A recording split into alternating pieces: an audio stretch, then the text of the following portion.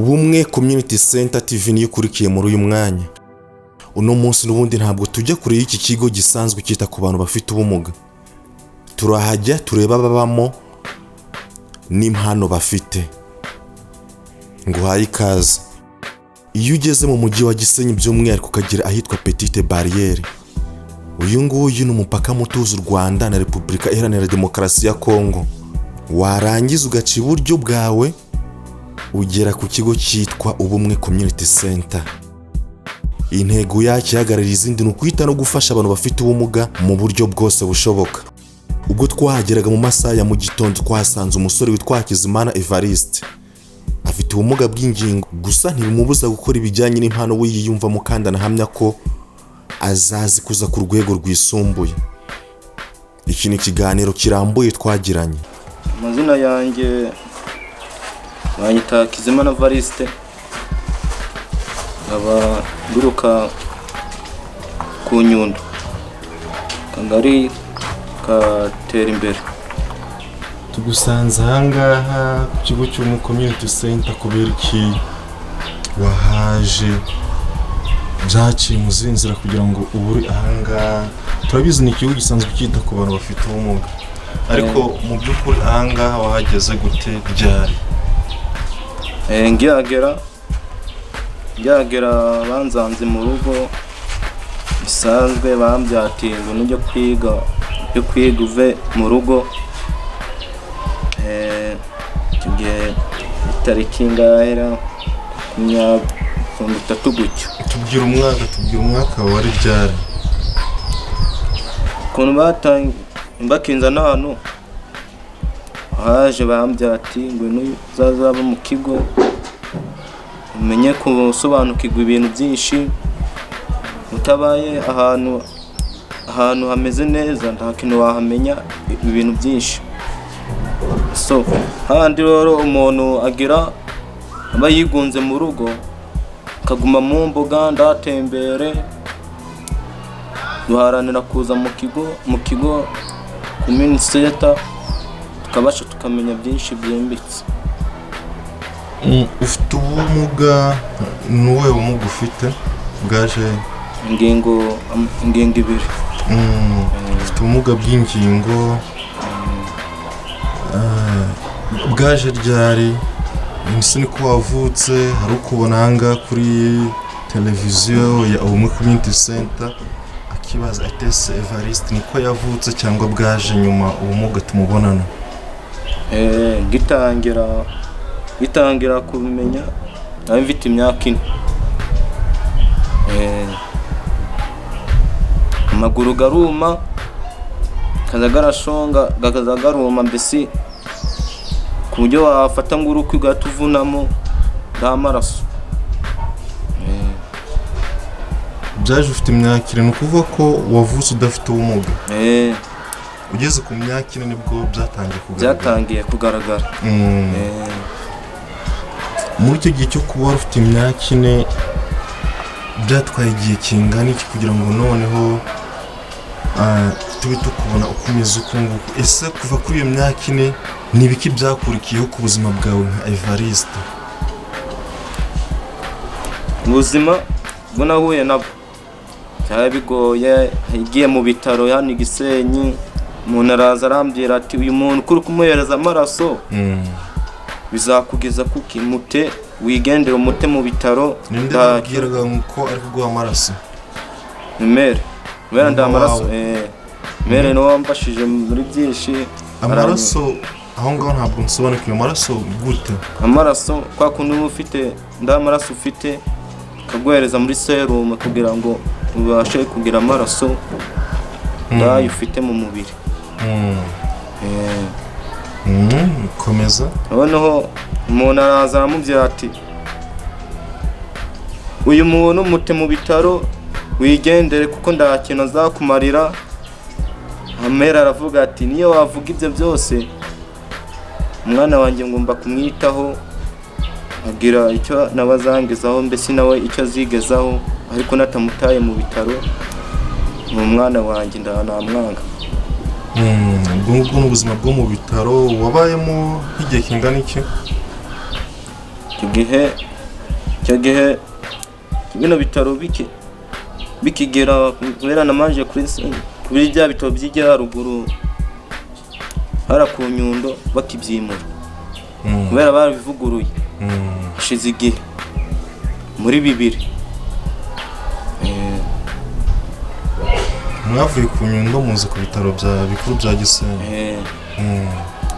Ni muri 2000 aho ntona indangiye kugera mere niwe mbanura niyo yazimvaniyeho ariko zimbyira kindago mba namenye ubwenge ibyo yambyeraga byo nahuye nabyo mu bitaro bakubwira ko wabaye igihe kingana iki mu bitaro cyo none ndaho yabimbajije ndaho yabimvyiye muko kuba warigize ubumuga ku myaka 4 nizembogamizi wagiye uhura nazo ari mu muryango wawe ndetse n'umuryango mugari wari uherereyemo umuryango banjye mbese famille ababyeyi ndaba bameze kimwe cyangwa umupapa cyangwa umumama ndaba bahuje ubwonko ari ukuntu umubyeyi agusangaga mu nzira uko uganira ng'umuntu atagushota ishoti utaha burije va imbere y'abandi ujye kuryama tugiye ukigunga yagusanga mu nzira utaragerayo ukasanga ikindi mugeri kandi ibyo kigendaga bari byiza yagusanga ng'umuntu muri kuganira guva mu bandi kigenda ubasha kumenya ibyimbitse ukamenya ibintu biraguteza imbere cyangwa ukashishoza ukajijuka bitewe no kwigunga ugahungabana. Ni muri bwa buryo kuguheza kuvuga ko kuba ufite ubumuga utemerewe kujya mu bandi ibi ngibi nawe wagiye uhura nabyo? Nahuye nabyo. Wagiye byitwaramo gute? Noneho turaza kurebera hamwe nuko waje guhura n'ubumwe community center ukaba warageze ahangaha. Icyo gihe ni gute wari ubaye? Utubwire ubuzima bwawe, ese ku ishuri ho byagenze gute? Waba wararigiyemo nk'uko kuba warahejwe byagenze gute? Kubera ibyo nahuye nabyo njyanga nko ku ishuri kubera baba bangiriye ngibyo biza nagira mu ishuri kubera bya bitekerezo mwarimu yambaza ngabona takintu ndu gufata neza kubera bya bibazo mba nahuye nabyo. Ku ishuri hose abanyeshuri abana bato nta bibazo mwagirana ukabona nyine ntabwo bakwimvisamo nko kuba baguha ikaze mu muryango mugari barimo ku ishuri, aho ntabwo byigeze bikubaho ku buryo wenda byaguciye intege? Byangiye ndege sibe ko nahekaga ng'igikapu akavuga ati wowe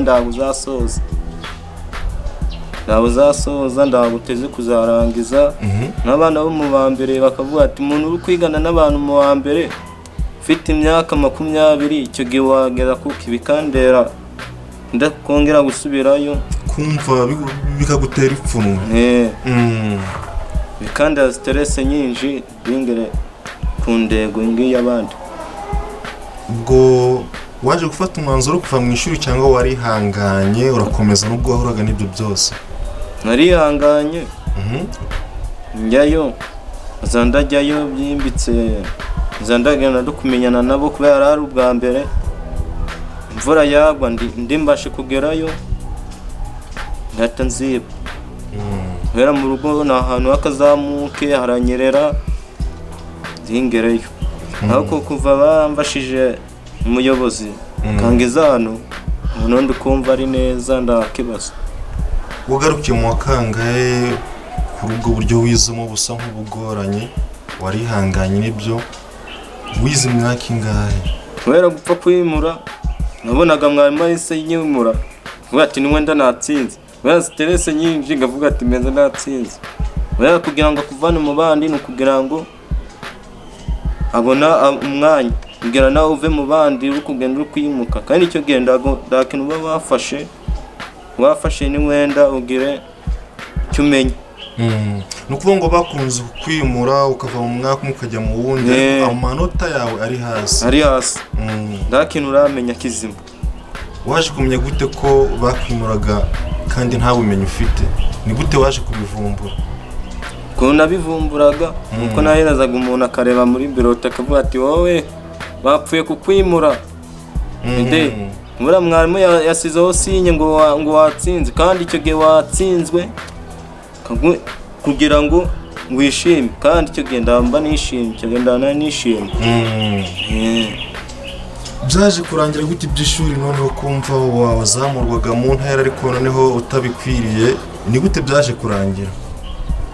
Icyo gihe merera mbya hagati mwana wanjye ajya ku ishuri umenye kwandika no gusoma bikanga avuga ati ngo siko ndi kujya ndani ikintu ndukumenya gute ndagenda ndashaka kubera ibyo bintu ngiye nagiraga ngo ubwenge ndabwabaga ubwenge avuga ati ndisiko abandi bari kumenya gusoma no kwandika baravukanye ngavuga ati rero ngenza ndabwenge mfite dakambe mbiretse. Waje kuva mu ishuri uvuye mugeze mu kangahe? Mu gatanu. Mu gatanu niho wavuye mu ishuri ugeze. Reka noneho twihute turebere hamwe ku buzima bwawe uzanga ku bumwe community center. Ubumwe community center wabujeho, tubwire ni ibiki wishimira kugeza kuri uyu munsi ukimara kuhagera ugereranyije kuva mu rugo ahangaha. Ni ikigo gisanzwe kita ku bantu bafite ubumuga. Tubwire ubuzima noneho waje kubamo, ubuzima bushya wabonye ukumva noneho uyu mwana wishimye. Turaza kugaruka ku mpano zawe umaze iminsi ugaragaza, ariko noneho tubwire kugira ngo wongere ugarure icyizere cyo kubaho ni ibiki wabonye muri iki kigo. Abantu bari kureba ino video kubera nanjye ndamba kuva naba umuntu akicara kuri video n'wenda ngo ndebe kunuza n'wenda nanjye mbashe kugaragara ko kuri televiziyo nubwo nanjye nzi ko nzagira icyizere cyo kuyicaramo. So ngagutya ndi muri famille naho nabasha kuyigeramo, aho icyizere cyo nagizemo ku bumwe center byamfashije byinshi.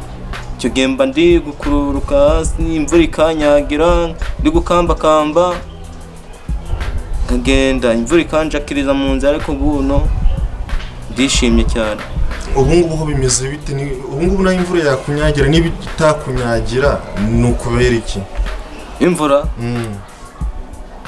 ndaho yakunyagira kuko hari ahantu wagera ku rubaraza kuburyo atisubirayo haruzuye urabona umwanya kugama ku rubaraza amashayega agusanga. Ariko icyiza cyo nabonye ku bumwe center ni kwiga witonda munagutya stress kashira mu mwete, aho tabashije kumva ukabaza mwarimu kazareba ikintu kiri kubitera mbese niki, niba ari ubwongo bwarangiritse ukabasha kubimenya kubera buri mu kigo kababwira impamvu bakagenda banakugira inama bakaguhumuriza. Ibijyanye n'ingingo wavuze ikintu cyo kugenda ukururuka hasi kubera ko wenda nta nsimburangingo ufite. Kitubwireho ahangaha ku bumwe community center ni ibiki bagiye bagufasha wumva unishimira cyane? Cyo nishimye cyane mbere ndaho nari mfite protese genderaga hasi nkambakamba kujya muri toilette gaciramo gagendesha ibiganza, aho nyuze hose bagacira mu nzira. Hakundi iyo umuntu yanacira no mu nzira mu byati urukuruhira ubusa kubera mba nabiciyemo mu byati yemwe ndi guhagarara ndaribi bagazinga abandi. Ni kimwe mu byo bagiye bagukorera. Hari insimburangingo kugufasha kujya mu ishuri. Ubu ngubu amasomo wiga ni ayahe? Amasomo kwandika no gusoma. Ubu ngubu wiga gusoma no kwandika. Ubona bigeze ku ruhe rwego mu gihe kijya kugera ku mwaka ugiye kwamara? Kubera bandi kwigana nabara bagize gute? Bariya bameze nka kuriya bakubwira tubana dushiragamo umwete tukareba aho twagera bisi tukamenya ko turi abandi nk'abantu natwe tuzigezaho ku buryo tutakigunga, noneho tukidagadura niba ari ukwishima, tukamenya ko turi mu bumwe center ku buryo umuntu utakigunga, ibintu byose biba bihari. Noneho tukamenya yuko natwe tuziteza imbere bitewe n'ukuntu tumeze, kuko murashoboye. Nk'uko n'intero cyangwa se inyito rusange y'iki kigo ibivuga, kugira ubumuga siko kubura ubushobozi. Niyo ntero y'iki kigo. Wowe iyo ushaka kwidagadura mu bijyanye n'imyidagaduro yawe, ni ibiki ukora, ni ibiki ushoboye? Wajya utubwira ko usigaye widagadura, ubayeho neza, urishimye, ni ibiki noneho wowe ushobora kuba wakora umuntu wese bikamutangaza dukurikije n'ubumuga ufite, urubuze no kubitwereka? Bwa mbere ngimenya gukora ibijyanye no kwidagadura, nabonaga umuntu ari kwidagadura ngavuga ati mbese uyu muntu ari kwidagadura ibiki. Icyo gihe nari mbizi ngavuga ati ubundi sinimbikora bizangirira akahe kamaro. Ntabona umuntu araje guru gukora ibiki, ariko icyo gihe namenye yuko siporo cyangwa kubyina cyangwa gukina umupira cyangwa kugira ute, avuga ati nanjye ndabanga agapira, via yasanga ndi gukina akavuga ati uri gukina bagukomeretse wajye ku ruhande, ko ngavuga ati ndashira mu mwete. Icyo gihe ndamukwepa ngaca inyuma y'inzu kugambure n'abandi kugira nawe widagadure wishime. Barayigunga. Ukunda gukina umupira. Ubu ngubu mu byo ushoboye kuba wakora harimo gukina umupira, ibindi birimo ni ibihe? Gukina umupira cyambere, kubyina. Kubyina ubu ngubu wabikora neza? Kubyina no gutorera ibyuma z'ingingo n'amasiporo byose ndabikora. Byiza cyane. N'abakurikiye ubumwe community center TV ni ibintu barakomeza kugenda babona, hari n'ibyo babonye. Ndagira ngo tubwire none, iyo ukora siporo, iyo ubyina, uba wiyumva gute mu buzima bwawe? Numva meze neza mu mubiri, si yo mbagaritse gukora mu mubiri, umutima guratera. Iyo uhagaritse gukora siporo, umutima uratera? Gute umutima utera? N'ubusanzwe ariko umutima uratera? Gutera cyane kubera mba ndi kugenda siporo ndi gukora ugatera cyane, kuko naba ndi gukora gukamfasha gukora ibintu byinshi cyane.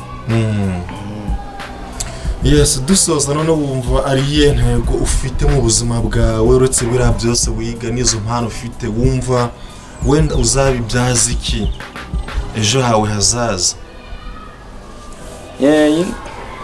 Bijyanye na siporo. Yes, ushobora kuba ari siporo, ushobora kuba ari n'indi mpano wifitemo, bishobora kuba ari n'ibyo wiga. Wumva ushaka kuzagera hehe ku buryo umuntu ugukurikiye ashaka no kugira aho yahera agufasha muri icyo kintu ushaka kuzageraho, aricyo ngicyo nyine n'ubundi yaza guteramo inkunga? Wumva mu buzima bwawe ushaka kuzagera kuki nk'umuntu ufite ubumuga, ufite izo mpano zose? Nshaka kuzagera u Rwanda rwiza, bitewe kubaka u Rwanda rwiza. Simba ngeze nko ku ndengo nziza, ngafasha nanjye abantu bitewe n'ibyo nagezeho. Aho byati iyi system umuntu aba ari gukora, namwe ari ukuntu mwabigeraho buhoro buhoro.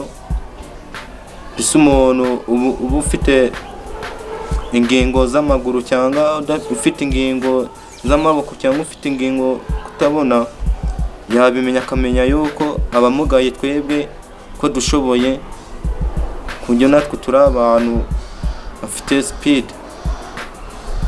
tukagera ku Rwanda rwiza ejo hazaza.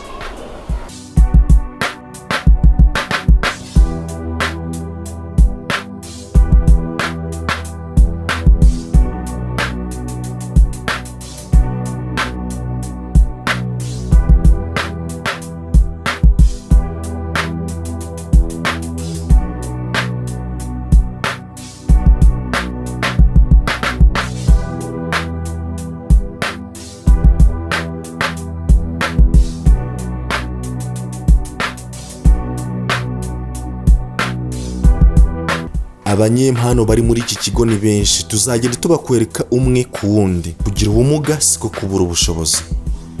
Mbashimiye ko twabanye. Aya mashusho mwibuke kuyasangiza inshuti zanyu. Murakoze.